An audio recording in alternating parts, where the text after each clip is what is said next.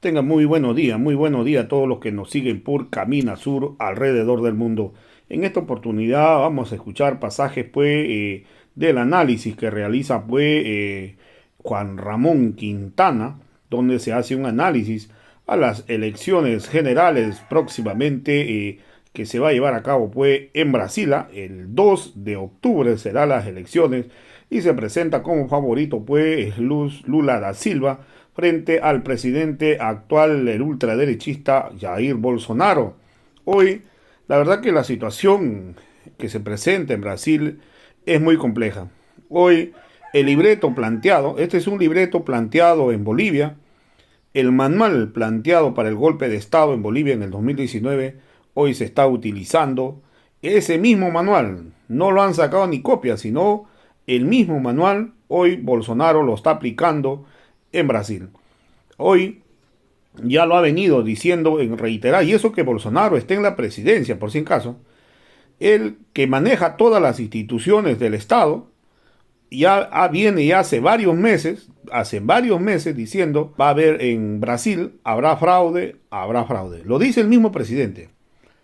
Entonces, ya ha involucrado a las Fuerzas Armadas para como árbitro para ver las elecciones y coordina directamente con el Tribunal Superior Electoral brasileño, las Fuerzas Armadas. Entonces, de acuerdo a la información que nosotros manejamos y hoy los estamos diciendo, por si en caso, va a haber un golpe de Estado en Brasil. El mismo presidente se va a dar un autogolpe para desconocer las elecciones generales del 2 de octubre. Porque todo cabe indicar, y los sondeos que ha realizado la misma ultraderecha, hoy Lula da Silva tiene más de un 45% de aceptación versus 30% de Bolsonaro. O sea, la ventaja es abismal y la verdad que cada día que pasa Lula se dispara más. Entonces, Bolsonaro sabe que va a perder las elecciones. Y la única manera, y ya ha dicho bien claro, si pierdo las elecciones es porque me han robado el voto, ha dicho el presidente. Yo pregunto, ¿cómo le van a robar el voto al presidente si es él el que maneja el Tribunal Superior Electoral, él es el que maneja el ejército, él es el que maneja la policía, él es el que maneja las instituciones públicas del Estado, él lo maneja todo y habla de fraude? Y ha venido hablando de fraude sistemáticamente. Lo mismo que pasaba con los golpistas de Bolivia. ¿De dónde ha sacado este manual? No se olviden que él estuvo detrás del golpe de Estado de Bolivia, el presidente brasileño, y de ahí él tiene el manual. Quiere aplicar lo mismo que se hizo en Bolivia, quiere que se repita en Brasil. Y es por ello que su organización política ha dicho claramente, que van a contratar una empresa privada, para auditar al Tribunal Superior Electoral para las elecciones del 2 de octubre. El Partido Liberal será el que va a contratar a esta empresa. O sea, ya prácticamente ya está diciendo que va a haber fraude y van a auditar. O sea, ¿y quién lo va a auditar? Su propio partido. Entonces, ¿cuál es el objetivo? El objetivo que está en camino es que ellos pierden la elección, van a auditar su partido, va a contratar todo el equipo, van a auditar y cuando audite su partido, saldrá que hubo fraude porque perdió supuestamente. Y entonces, como va a arrojar que ha perdido, entonces va a decir hubo fraude, entonces desconozco las elecciones. Y como la Fuerza Armada está metido dentro del tribunal, prácticamente se anula todo. Ese es el plan. Y hoy se los estoy diciendo, por si en caso, hoy se los estoy diciendo este plan descubierto del presidente brasileño para desconocer las elecciones, porque él sabe que no va a ganar las elecciones en Brasil. Entonces ya todo está encaminado. Yo no sé hasta dónde las fuerzas democráticas brasileñas, yo no sé hasta dónde pueden revertir este caso, pero hoy todo está encaminado para desconocer las elecciones y quedarse en el poder. Ese es el objetivo de este presidente, que la verdad hoy Brasil, la situación en que atraviesa es muy crítica, porque la verdad que este ha sido un incapaz de darle solución a los problemas que sufre la población brasileña. Vamos a escuchar pasajes del análisis que hace también sobre este caso Juan Ramón Quintana. Paulista y la política de izquierda brasilera. Andrés, bienvenido a Coordenada Sur, ¿cómo estás? Hola Andrés, muchas gracias por la invitación y estoy bien y listo para la situación de este año, que es una elección muy polarizada y creo que es una situación inédita en Brasil. ¿Sí? Entonces, estamos todos muy atentos a lo que va a ocurrir ahora en nuestro país. Tengo mucho interés en que podamos charlar, que podamos compartir esta hora en Coordenada Sur y muchísimas preguntas para hacerte, así que son tantas que le voy a dejar la primera a Juan Ramón desde los estudios. Gracias, Andrés. Hola, hola, Andrés Takahashi.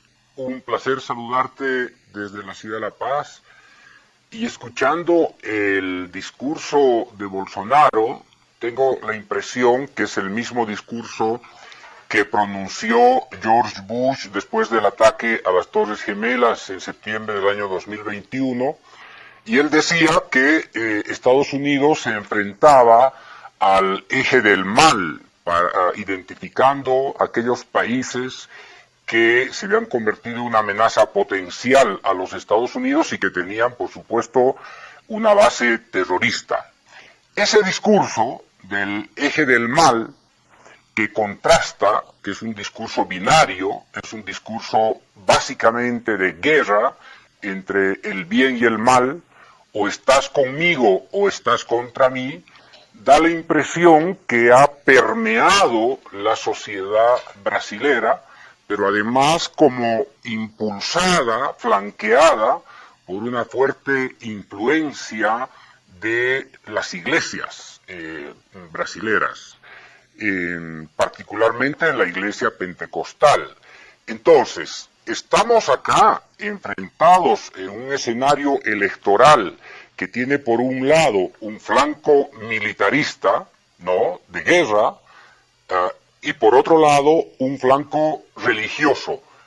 ¿Cuál es el campo político para los ciudadanos que no optan por la dualidad, por lo binario de la guerra, por aquellos que no están ni con Dios ni con el diablo? ¿Cuál es el campo político que le queda a ese ciudadano brasilero, Andrés, si nos puedes explicar? Bueno, creo que el campo político que queda para estos ciudadanos que no son remitidos por el discurso de Bolsonaro es el campo de la defensa de una estabilidad democrática y de desarrollo económico, que es lo que la mayoría de los ciudadanos de Brasil al menos, ¿no? Desean que tengamos una situación de normalidad que hace muchos años que no tenemos eso en Brasil, que lo que tenemos en Brasil y que la mayoría de los ciudadanos que no se encuadran en la polarización propuesta por el presidente es una situación de instabilidad permanente, ¿no? Hay el libro de León Trotsky, La Revolución Permanente. Jair Bolsonaro creó la instabilidad permanente, el estado de instabilidad permanente aquí en Brasil. Y la mayoría de la población, en especial después de la situación pandémica, están cansados, no quieren más ese tipo de todo día, una crisis nueva, una noticia dramática nueva, un desafío nuevo del presidente contra las instituciones. Entonces creo que para salir de esa polarización defendida por Bolsonaro es una defensa del Estado democrático y también del desarrollo económico. La situación económica en Brasil está muy deteriorada, el costo de vida está muy alto. Los alimentos no llegan más a la mesa de los brasileños. Incluso personas cercanas de mí, que históricamente personas de clase media, que no tenían dificultad por lo menos en tener comida en la mesa, ahora hay personas cercanas de mí que necesitan ayuda de caridad, de iglesias para tener lo que comer. Entonces creo que la mayoría de la población brasileña se encuentra en un campo político democrático y que busca un bienestar para la mayoría de la población, que no es lo que Bolsonaro propugna por ahí. André, a esa pregunta o a ese sector de la población al que apuntaba Juan Ramón en su pregunta, es al que apunta Lula da Silva cuando plantea en su fórmula presidencial aliarse con un líder histórico de la derecha. Sí, mira, eso Lula da Silva está con una ventaja, una preferencia, está muy adelante en las intenciones de votos.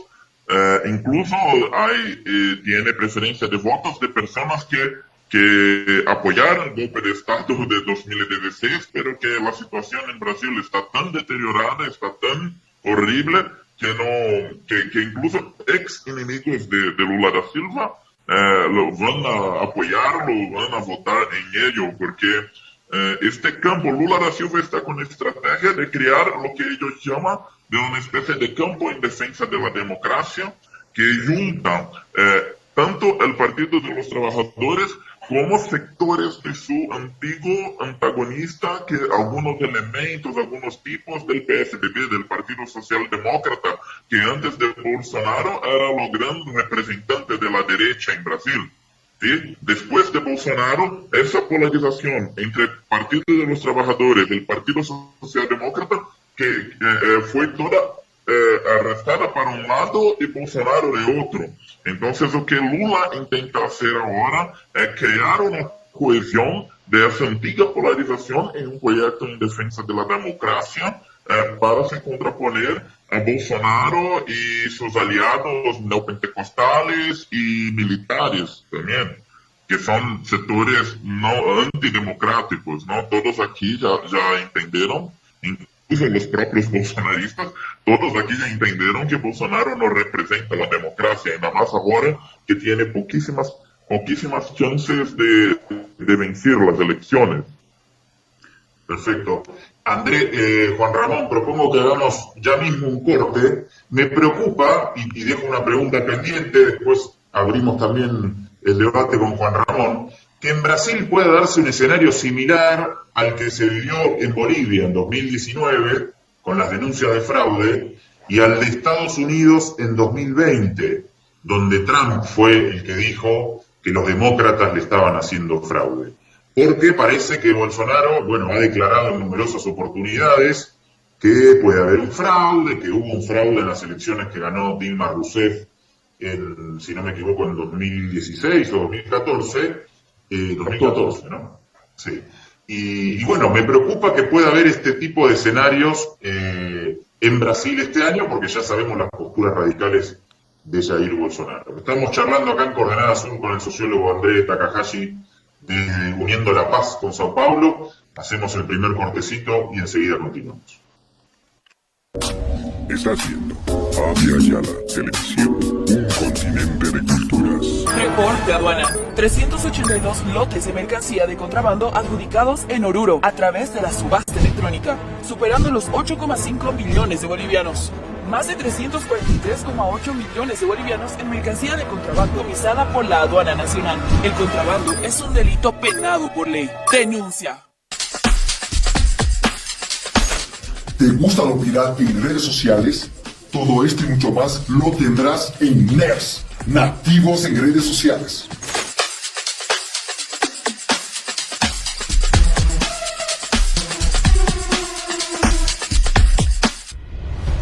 Disfruta del ciclo de documentales de Avia Yala, donde proyectaremos la realidad social, política y cultural de Bolivia y el mundo. Una cita imperdible de lunes a viernes a las 14:30 por Avia Yala Televisión. Continúas viendo Avia Yala Televisión, un continente de culturas. André, volvemos nuevamente al programa y yo sigo la línea de Andrés Salari acerca de esta, yo diría, de colocar el fraude en en el centro del campo político.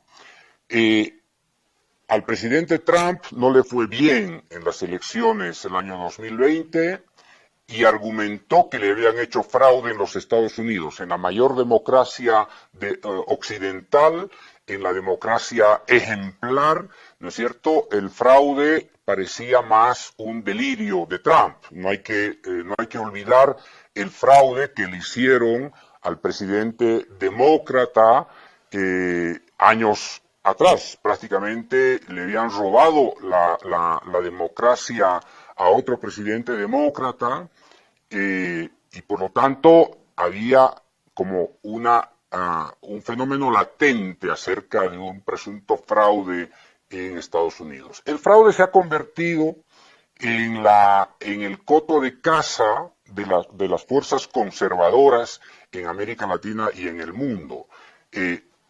La opositora al presidente Castillo en el Perú, la hija de Fujimori, argumentó que Castillo le había hecho un fraude y que por lo tanto había que anular esas elecciones e ir a otras elecciones, a pesar de que toda la derecha peruana se había alineado a la hija de uno de los mayores dictadores peruanos de las últimas décadas. En Colombia, una fuerza política progresista como la de Petro no terminó de digerir una problemática fraudulenta por parte de la derecha, y ahí tampoco se logró esclarecer cuáles fueron las fronteras del fraude en las elecciones casi como primarias que tuvo Colombia hace un par de meses. En Bolivia, el fraude fue la bandera para desatar el golpe de Estado. Bolsonaro ya amenazó que no aceptará un resultado en el Brasil porque él presume que hay un fraude y por eso incluso desechó la idea de que se utilizara el sistema electrónico para las elecciones y había que ir a un sistema manual, en primer lugar. Y en segundo lugar, Bolsonaro lo que está proponiendo es que las Fuerzas Armadas sean los árbitros electorales y sean los fiscales de las elecciones. Hay demasiada coincidencia en las fuerzas de derecha que toman la bandera del fraude cuando se ven irremediablemente perdidas y que están derrotadas abrumadoramente por los pueblos de nuestra América, André. Sí, es una estrategia común de desestabilización de gobiernos, ¿no? Se contesta el resultado de las elecciones, se acusa de fraude electoral y empiezan todo un proceso de desestabilización. Podemos ver históricamente que todos los procesos de cambio de régimen, no solo en Latinoamérica, pero en todo el mundo, sigue este mismo script. Acá en Brasil, el discurso de fraude está siendo muy pacientemente desarrollado por los sectores de la extrema derecha, con hechos puntuales, no con algunos episodios puntuales. Por ejemplo, ahora las Fuerzas Armadas fueron invitadas por el Tribunal Superior Electoral para acompañar y ayudar en la estructuración de las elecciones y todo más. Y en esta comisión, donde las Fuerzas Armadas brasileñas están participando, se empezó a crear una serie de conflictos, ¿no? Incluso el ex presidente del Tribunal Superior Electoral brasileño, Barroso, hizo una declaración pública hace poco tiempo en una charla que estaba haciendo en Berlín, hablando que las Fuerzas Armadas están orientadas por el Poder Ejecutivo para descredibilizar, para atacar el proceso electoral. Y las Fuerzas Armadas contestaron la declaración de Barroso con una nota muy dura también contra el Poder Judiciario. Entonces se va creando una tensión entre las Fuerzas Armadas y el Supremo Tribunal Federal de Brasil, ¿no? Y esa tensión creo que camina por eso que tú hablaste de cuál poder va a ser el supervisor de las elecciones, del Supremo Tribunal Federal o las Fuerzas Armadas. Entonces se tiene muchos episodios preocupantes. Por ejemplo, Bolsonaro ya participó recientemente de 2 reuniones del alto comando del ejército. Isso é algo um pouco inédito acá em Brasil, porque não está ocorrendo nenhuma grande crise, não está ocorrendo violação de integridade territorial das fronteiras brasileiras para que o presidente tenha uma agenda tão intensa com os militares a ponto de participar de reuniões do alto comando, do alto mando, não? E isso é como se fosse una acción para afuera, no que Bolsonaro tuviese muchas cosas para hablar con los generales, ¿no?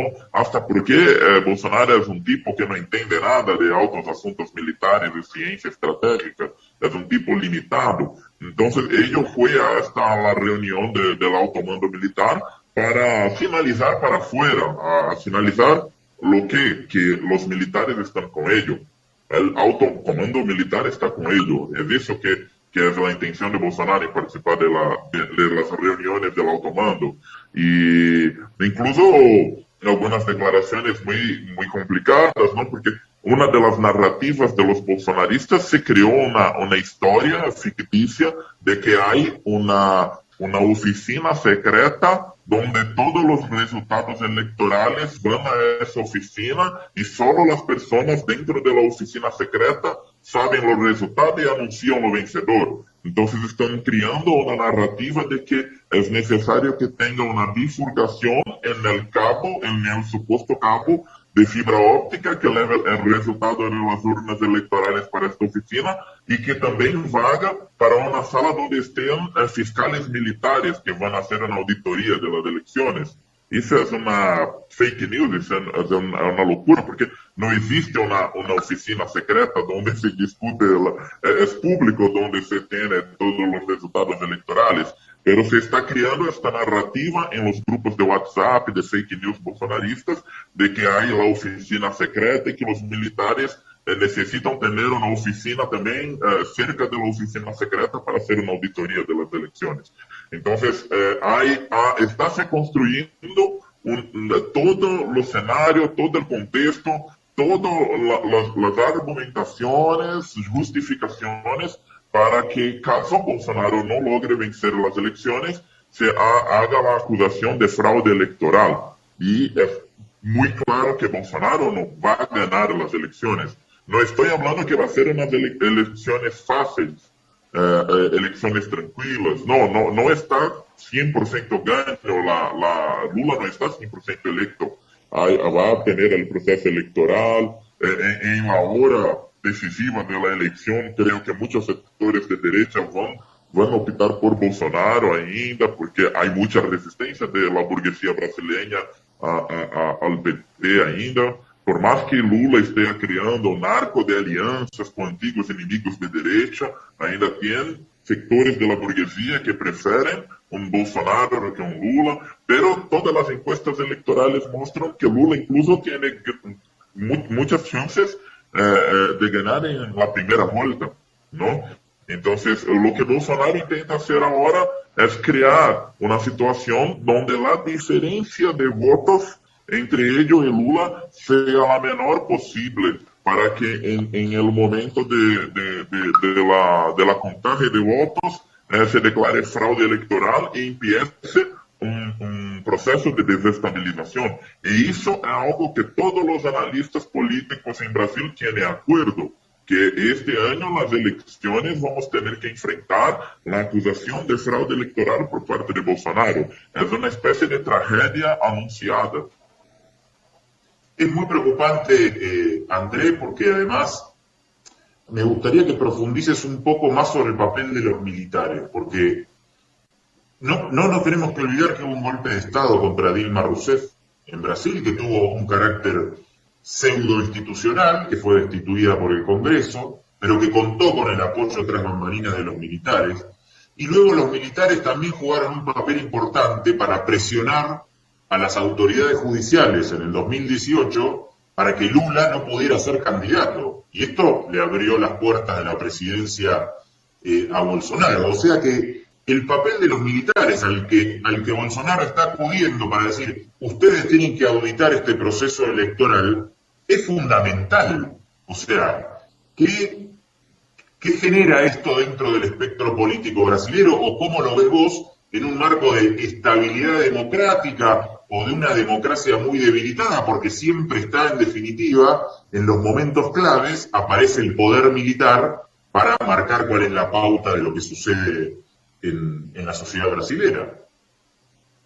Bueno, tenemos una situación que, mira, los militares creen que ellos son los creadores de la nación brasileña, que la república es fruto de su trabajo patriótico y etcétera. ¿No? Los militares creen que los principios de las Fuerzas Armadas brasileñas, cuando tenían negros, indios y blancos luchando contra invasores, etcétera, es la génesis del pueblo brasileño, ¿no? Entonces, ellos se advocan como la génesis del propio pueblo brasileño, de por eso los guardianes supremos del Brasil. Entonces, eso es un poco de la ideología militar, ¿no? De que el pueblo brasileño salió de las Fuerzas Armadas y que ellos son los supremos guardianes, ¿no? Y entonces, toda la historia brasileña, desde entonces, se tiene ese espectro de los militares como supuestos tutores, supuestos guardianes, ¿no? Y hermanos más viejos, ¿no? Del pueblo brasileño. Y después del fin del régimen militar en la década de 80, los militares perdieron mucha fuerza, perdieron mucha credibilidad cerca de la población, y eso ellos fueron recuperando eso lentamente, pacientemente, hasta la ascensión del Bolsonaro, ¿no? Entonces, lo que veo es que tenemos un problema muy serio de que necesitamos de una reforma militar acá en Brasil, ¿no? Una reforma profunda, ¿no? Una refundación de las Fuerzas Armadas brasileñas para extirpar ese espíritu de intervencionista que es casi que natural de nuestras Fuerzas Armadas. Y la situación actual que Bolsonaro eleva, ascensiona los militares a casi como garantidores de las elecciones, también hace un efecto muy curioso, porque las fuerzas opositoras a Bolsonaro no quieren también se indisponer con los militares. Entonces hay una especie de disputa entre Bolsonaro y los sectores opositores de quién va a tener más apoyo de las Fuerzas Armadas. Incluso Lula no se posiciona de forma contundente contra la injerencia militar actualmente, ¿no? Todas las fuerzas opositoras, cuando van a hacer una crítica a los militares en el gobierno Bolsonaro, que actualmente son más de 8.000 militares en el gobierno Bolsonaro, muchos de ellos oficiales de la activa, no son oficiales que se retiraron, son oficiales de la activa, ¿no? Entonces, cuando se hace crítica a participación militar en el gobierno Bolsonaro, siempre los opositores siempre hablan, pero no son todos los militares. Los militares son muy buenos, es una minoría que es así y tal, pero ninguna persona, ningún actor tiene certeza si es una minoría que está en este juego de Bolsonaro, ¿sí?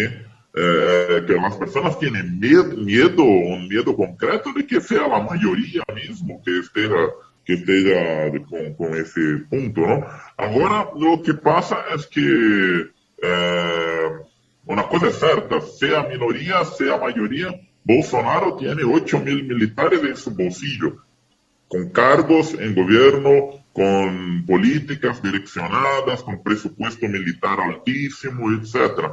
Entonces, tenemos un riesgo muy alto de llegar en las elecciones y sectores expresivos de las Fuerzas Armadas o ella como un todo se posicione con ese discurso alucinado, ese discurso lunático de fraude electoral y todo más, ¿no? Porque es lo que yo hablé en inicio, Bolsonaro muy difícilmente va a ganar ese proceso electoral. Ello está muy desgastado, ello está muy reducido su popularidad, en principal por causa de la pandemia y de la crisis económica que asoló Brasil, donde las personas no tienen lo que comer. La clase media no tiene lo que comer acá en Brasil.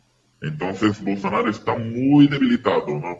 Muy difícilmente va a ganar la elección. Entonces ellos solo tienen la opción de desestabilización y golpe de Estado. ¿Y por qué también un afinco tan grande, ¿no? Esta gana de permanecer en poder? Es porque Bolsonaro también sabe que su conducción en la pandemia fue una tragedia.